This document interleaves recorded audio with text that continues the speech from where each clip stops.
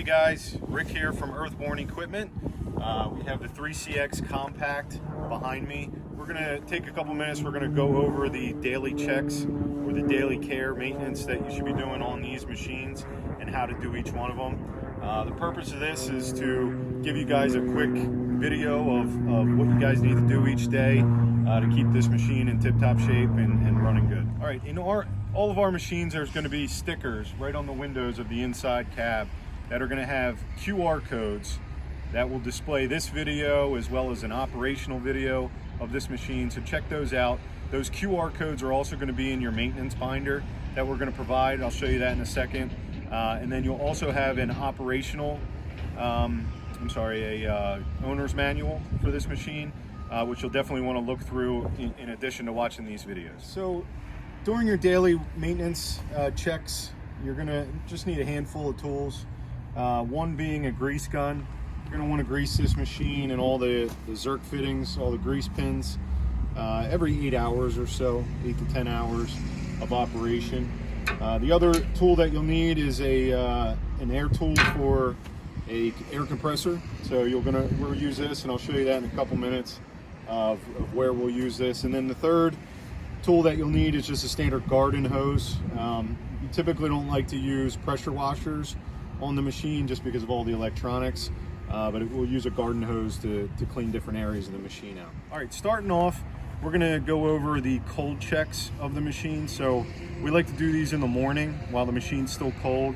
So these are things that you're gonna do right when you get it up, get into the machine or get ready to use the machine. First, we're gonna raise the loader arms up. Okay, but before we check anything, we are gonna have to safety lock out our cylinder here. So these red bars on these machines are the cylinder locks. So what you'll do is flip these silver pins up, okay, undo the strap,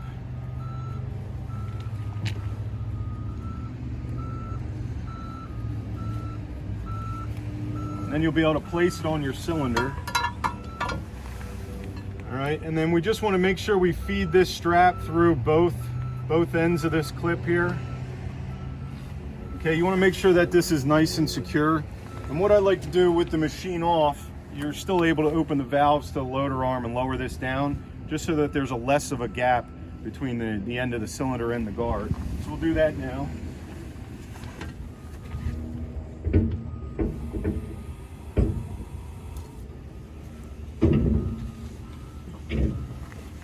All right, so now that we have the cylinder locked out, we're going to show you where to release the hood.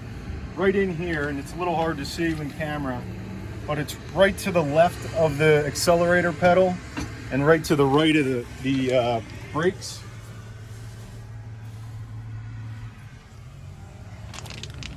So you just want to pull that T-handle, that'll release the hood. Then you can come around to the front, and this whole hood will just lift up out of the way, and then we're ready to check our filters and fluids. Right, so once we have our loader arm secure, our hood up, we can start checking our filters and fluids. On this side, the passenger side of the machine, you have a few filters that you can access over here. The engine filter is down in the corner here. You can access that from underneath the cab. This right here is a fuel water separator or a fuel filter. We'll show you how to drain that in a second. Right here you have your engine oil dipstick. You also have your engine oil fill point right here. So you do want to check your engine oil every day, daily. Okay, so to check this, what you're going to do is just pull on this T-handle. All right, you're going to pull it out. You're going to grab a rag, clean it off, put it back in there, make sure it goes all the way in, pull it back out. And then what you're looking for when you pull this dipstick out is the oil, and it might be hard to see on the camera, but we're just about center on this. Now you want to be between the top and bottom lines on this. If it is low, below that bottom line, you can fill it back up right in the engine fill spout right there. After you're done checking your oil, you just put this dipstick back in and secure it. All right, so then our fuel water separator right here. So this is, it has a little glass bowl at the bottom. I usually like to just take a rag and see if there's any separation between the fuel and water. If there is, the water will sink to the bottom. And you have a twist down here, twist nozzle. You can stick a cup under here or hook a little piece of tube up and drain it out this way. But what you'll do is you'll twist that nozzle, and your fluid, your water, and fuel will start to pour out, come out that nozzle. You want to make sure that you clear the entire bowl of all the water in there, and then you twist it back tight. Now, once you have this cleared out, you're not going to have any fuel in here, and it's very important to prime this bowl before you go and start your machine. And the way you do that is by just turning the key once to the right. Once you do that, it'll turn on the fuel pump, which will then prime this. It'll pump fuel into this, filling this bowl up. Okay, once you turn it once to the right, you hear like a little clicking sound. That's that fuel pump filling up the different filters. Once you have this full, you're able to start your machine.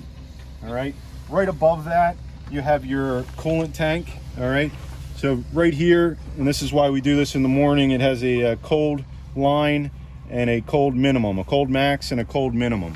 All right, you want the fluid on a cold level to be right in between these two. Okay, if it is low, you can check the manual, the maintenance binder that we're providing with the machine, or the owner's manual, which will tell you the specific coolant to put in this if it's low. And one thing you want to keep in mind is that if you've been running this all day and you decide you need to add fluid, I would wait till the machine fully cools down. This tank can build pressure up as you use the machine, so never take this off when the machine's hot, but you just want to make sure that your fluid is in between those two lines. Okay, next on the driver's side of the machine, we have our hydraulic tank. This is a locking tank here. With your key slot right here. This key, the same key that will unlock this, will unlock your door, will start your start your ignition, and also the diesel lock, which we'll show you next. But this has a locking cap on it. This is your hydraulic tank, and then we have our sight glass right here. That's where you're going to check your level of your hydraulic fluid. Now, when you are checking your hydraulic fluid, there's a couple points that you really need to make sure that you're doing. We're just doing this for a video, so we're on a little bit of uneven surface right now. But you want to make sure that you're on a level surface, and that you have all the cylinders or all the loader arm and backhoe in a specific position to make sure that this level is correct. So on this machine, check that handbook, check the user manual. It will show you a picture of exactly how to have the loader arms and the backhoe ends, so that when you put this on a level ground, you'll be able to accurately check this sight glass. You always want to daily check to make sure that you can see fluid in there at the beginning of your day. On the other side of the machine, you have your diesel fill or your diesel tank. Okay, this one also can be locked with the same key, indicated by the green cap. So you want to make sure that only diesel's going in here. You can use on-road or off-road diesel in these machines. Just make sure you guys aren't switching up the wrong tanks, putting diesel in the hydraulic or vice versa. All right, next on the list is your hydraulic cylinders. So you're going to want to go through and take a look at these cylinders, check the fittings on them, check these rods, check to make sure there's no seeping oil out of the cylinder. You're just basically going to want to walk around the machine and look at all the fittings, make sure there's no drips or leaks. You're going to want to look under the machine, look on the tires. Basically just take a walk all the way around the machine and look at all the cylinders, all the fittings, all the hoses. You want to make sure nothing's rubbing or starting to fray. Again, just look at all the fittings. You want to make sure, from top down, top to bottom, you want to take a look at everything. A lot of the times you'll notice a small leak or a drip coming from one of the hoses, and it's easy enough, within the first 100 hours of these machines, through transportation or just overall usage, that some of the fittings can just come loose, and you take a quarter turn or an eighth of a turn with a wrench, and it fixes the problem. So you want to catch those things before they turn into a bigger problem. So you really just want to go through it with a visual check and make sure everything looks dry and secure. Okay, another thing you're going to want to check while you have your loader arms up in the air is right under this grill here. So this is the same key that unlocks everything else on the machine. But right under here you have your battery. So if you ever needed to jump this machine, This is where the battery is located. You can get to it without even popping the hood up. Super easy to get to. And this is your battery isolator switch. Okay, so one thing that would disable the machine with this key being removed from there. So if your machine won't start for whatever reason, you definitely want to check this key to make sure it's secure and in there. That'll shut off all the electrics to the machine. So you just want to visually check that that's there. Some guys will tether this to the machine so it doesn't get lost, but it can also be used as a safety feature. You can lock it behind the grill with it out of the machine, and even if someone had a JCB key, they wouldn't be able to operate your machine. All right, so next is greasing the machine. Again, you're going to want to do this every 8 to 10 hours of operation. You're going to walk around the machine, and there's many grease fittings on this machine, and you're going to want to make sure that you get all of them. In the operator's manual, as well as the maintenance binder that we provided, we'll have all the Zerk fittings, these grease pins, pictured in there so that you know where each one is. Some can be kind of hidden, so you do want to make sure the first couple times that you grease your machine, you want to make sure you look at that diagram so that you're not consistently missing one or two grease pins. So make sure that you get them all. So what you want to do is you basically just are going to go around the machine, and anywhere there's a pivot point on the machine is most likely going to have a grease fitting. All right, some can be inside the pins here, like this one. Okay, some can be outside the machine, like this one here. Okay, so there's grease fittings all over the place. Now what you want to do is basically you want to just take a rag and you want to wipe these off first. Okay, wipe it off, then you can hook up your grease gun and give it a few pumps of grease. Now, especially the ones down here, with the digging end, you can get some dirt jammed up in there. You want to make sure that you have a small knife or a screwdriver so that you can clean that out. You don't want to be pushing dirt into the fittings, okay? So you want to make sure you get that as clean as possible before you pump your new grease in. So now we're at the back end, and again, there's going to be more grease fittings back here that you can get with the grease gun. Now we lowered this arm. When you have this arm way up in the air, you can't reach some of the grease fittings. So you want to make sure that at the end of the day when you're greasing your machine, and we typically like to do this at the end of the day because the pivots and the pins and everything's kind of warm, so it takes grease easier than if it was super cold. So you want to make sure that when you're doing this at the end of the day, that you extend the arm out so that you're able to reach all the high grease fittings. And you're just going to go through and make sure that you hit every single one on the back as well. All right, so now we have the extending boom on this machine. This one's equipped with an extending boom. They all won't. Not necessarily all of them will have this, but if you have an extending boom on this, you'll notice this dark color right here. This is basically a dry grease. We use something called wax oil, and this can be painted on or sprayed on, and it's dry so that it doesn't catch the dirt and hold it and then start wearing things prematurely, since this is a moving part that's going in and out all the time and is exposed to the dirt.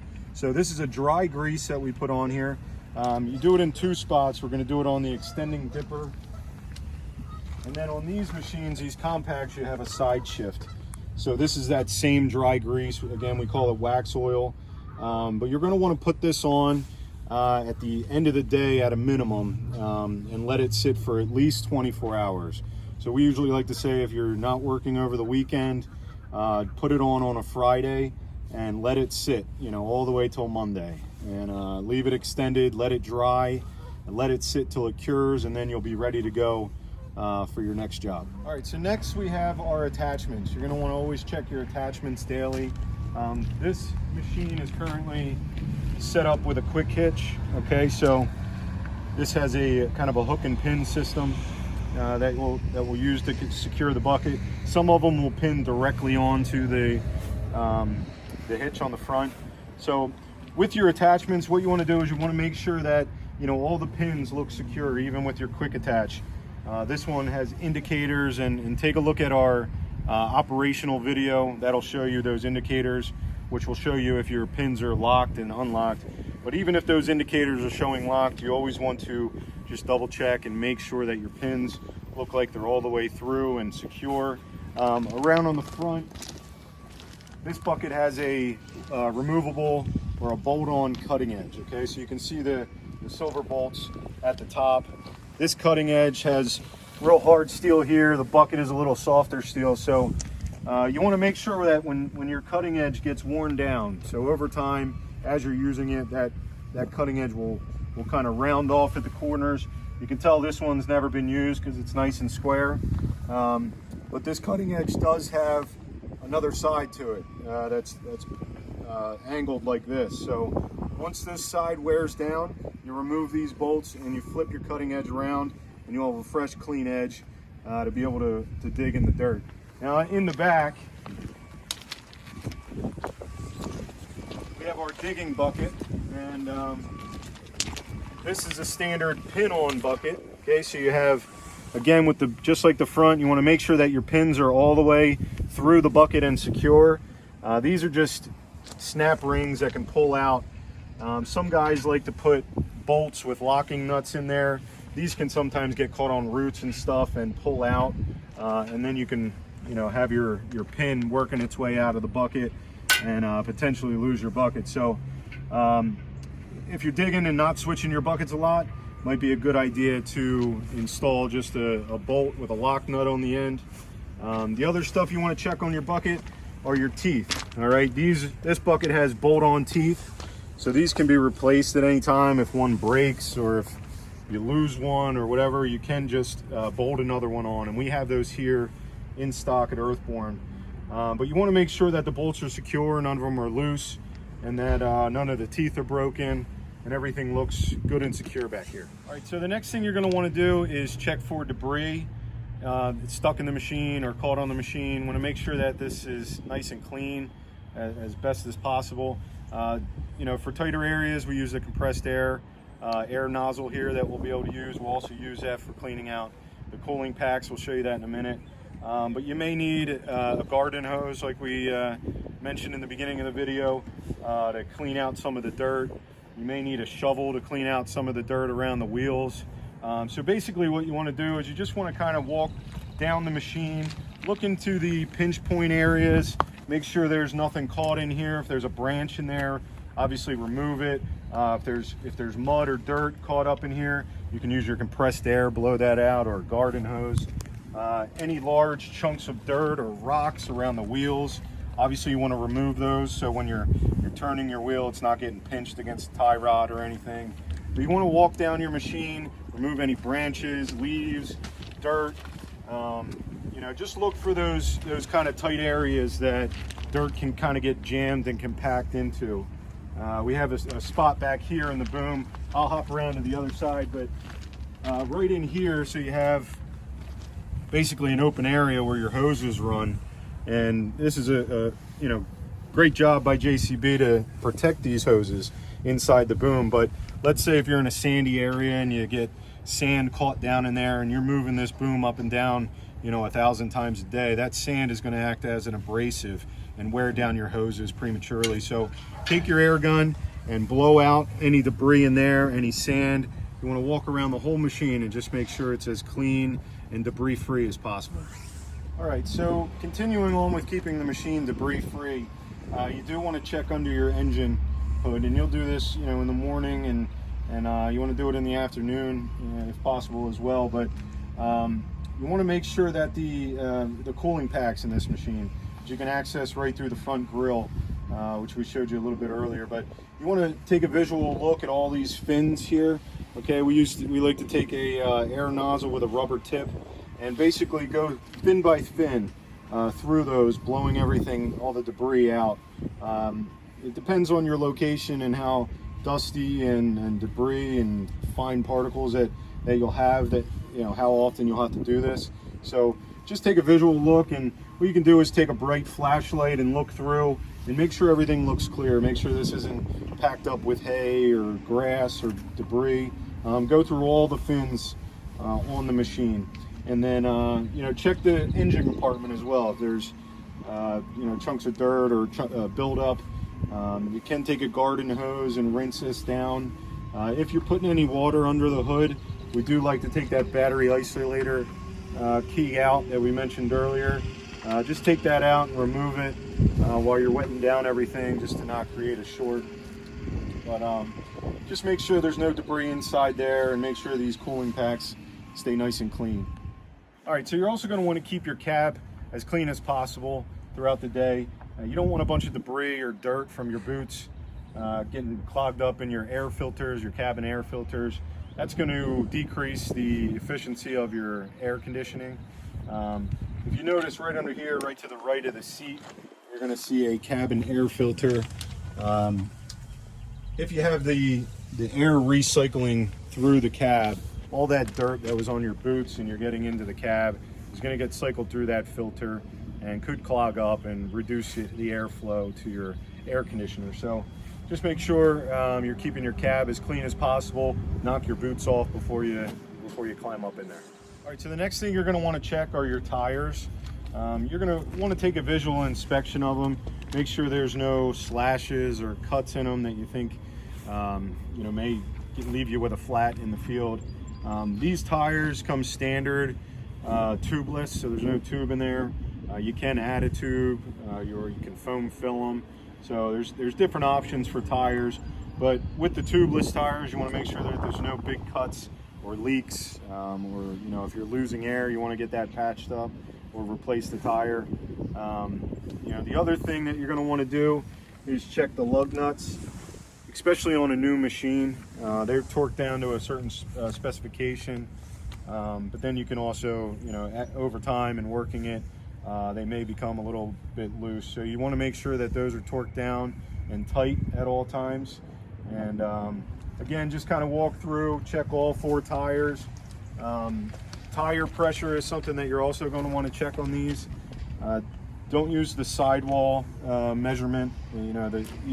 Each tire has a max tire pressure, but you don't want to use that number. What you want to do is look into your owner's manual for this specific machine, and it will tell you the tire pressure that's recommended.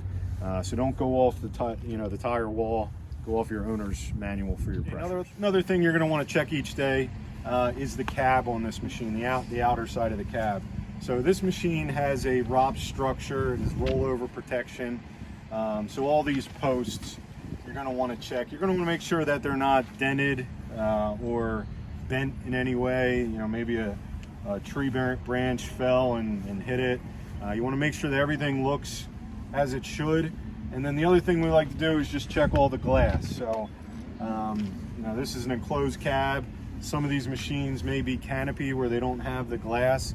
They'll still have the rollover protection, but they don't have the glass. But in a cab model, you're going to want to make sure that all the glass, looks good, doesn't look cracked or any nicks or chips out of it. So just do a visual walk around and check all the glass, check all the main structures of the cab. All right, so basically the last thing that you want to check is right before operation. You want to come in the cab and you want to start the machine up, and you want to check all the operation, check the functions of the machine. So, once you turn the machine on, you're going to have all those lights that appear. You want to make sure that they all go off, obviously. Take a second just to kind of sit here and listen to the machine. Make sure the engine sounds okay. If you hear a rattling or a knocking, that may be something that needs attention. But go through some of the operations. Make sure the parking brake is secure. Make sure that's not, rolling forward on you. But you just want to give a visual check of inside. Make sure all the warning lights are good, and just kind of go through the operations before you start doing your, actual work to make sure everything looks and feels right. So that's pretty much the daily maintenance checks of the 3CX Compact. Again, my name is Rick from Earthborn Equipment, and if you have any questions or anything you need to talk to us about regarding the operation of the machine or the daily maintenance, our numbers are pretty much everywhere around the machine. You'll see stickers like the one down here for parts department. The owner's manual will have a lot of information, so watch this video, but also read through that owner's manual. And then that maintenance binder that we give you will have a lot of information. And that front page in the maintenance binder will have about 5 or 6 contacts that can help you with anything. So Tim is part of our uptime center. here at Earthborn, and he can be your first call if there's any issues with the machine. If you're unsure how to check something, give him a call, or you can call me. My name is also on that list, so give us a call here at Earthborn. We can help you out with whatever you need, and good luck with your machine. Thanks.